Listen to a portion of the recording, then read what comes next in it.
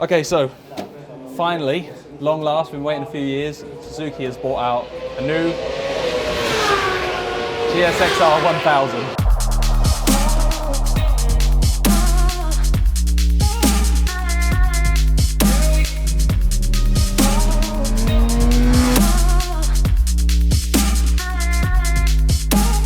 The old bike was not rubbish. The old bike was a great bike and a lot of people loved it, but it's fair to say things have moved on. You know, with the current crop of Japanese sports bikes and the European guys coming into, the old GSX-R was getting a little bit left behind in terms of outright performance, particularly on track. And Suzuki made it clear from the start with this new model, they're going for the jugular. They're not going out for the practical sports bike, the all-round bike. They are going for the best 1000cc sports bike. And that's a hell of a bold claim, especially when you're not a small update. This is an all-new bike. There's hardly a component. I think the engineer said the foot pegs are the same. So big claim. What have they done? 202 horsepower and then 200 kilos. If you get the ABS version, it's 203 kilos. So the numbers add up and the numbers are all there. Technical changes. One of the biggest surprises, I think a few people expected electronic suspension on this bike.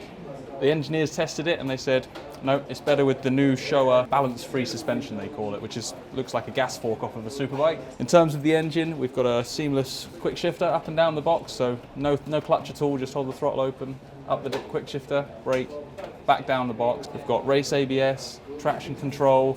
We've got a really, really, really effective slipper clutch. You know, if there's a list of things that you want on a superbike, they're on it. They haven't really missed anything at all. The LCD screen on this bike has got all the information that you'd expect. It's got lap times, it's got a rev hold counter on it, it's got a shift light. Same as all bikes these days, there's so much stuff on them. We could waste hours talking through all of it, but the most important thing, that the GSX-R is back. It's hard, fast, and it's out for the crown. And we're going to take it out to Phillip Island now, put a few laps in, see how she goes.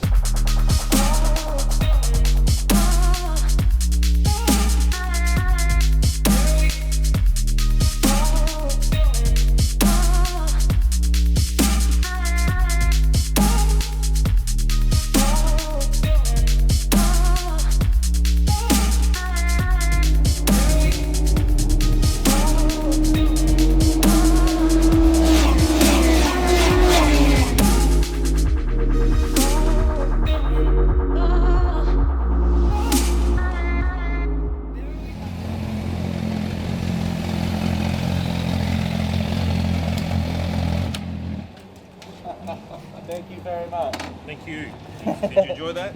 That is absolutely awesome. That's our second session now on the GSX-R, and easy is probably the best word. I mean, Phillip Island, I've never been here before. What a challenging track. Ups, downs, blind corners, so fast. But with this bike, you can just get going straight away. You're not thinking about, oh, when's the power going to come in, or how's it going to behave on the brakes. Just everything so far has been easy, stable, predictable.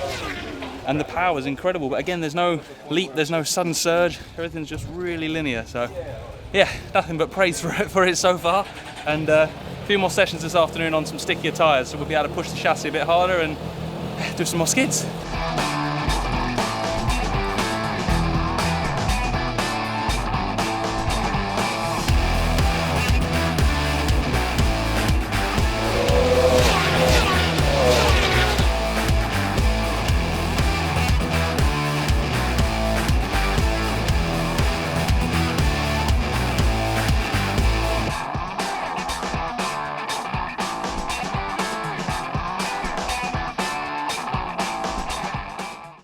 It's warm enough here. It's a bit hotter than Wales. Definitely struggling with the heat a bit now. I'm just going to run through a few of the technical items on the new GSX-R1000. A few of the kind of big changes they've made. A few of the highlights. I mentioned already the forks. You know, they've stepped away from the electronic suspension. The engineers are saying that they don't feel that it's advanced enough to give you an advantage on track at the moment. They still feel it's not quite there yet, and they did say yet, so maybe a clue for future mods.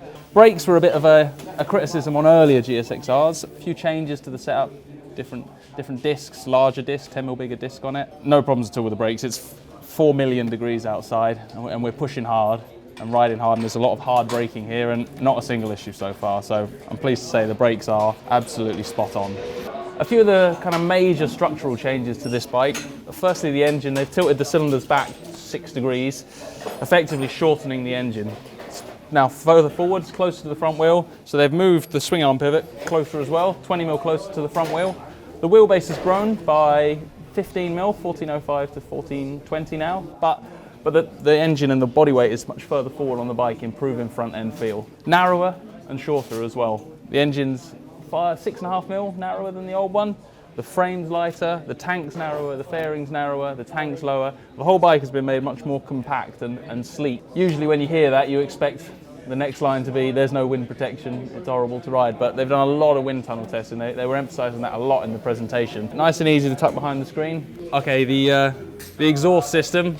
Yeah, I think the end can's already had a bit of a flaming by the experts of the internet. It is a big end can, but there's a Yoshimura one for sale aftermarket, and that looks fantastic, and that's what most of us will do anyway.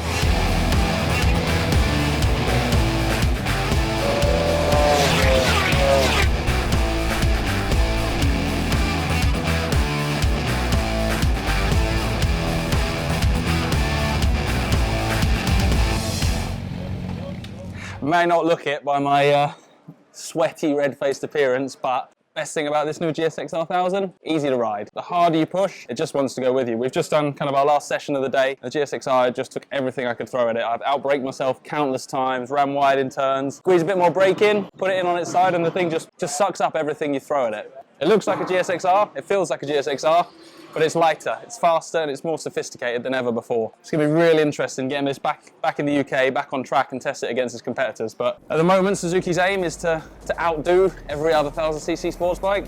I'm not going to commit to saying yes or no, but it's pretty damn close.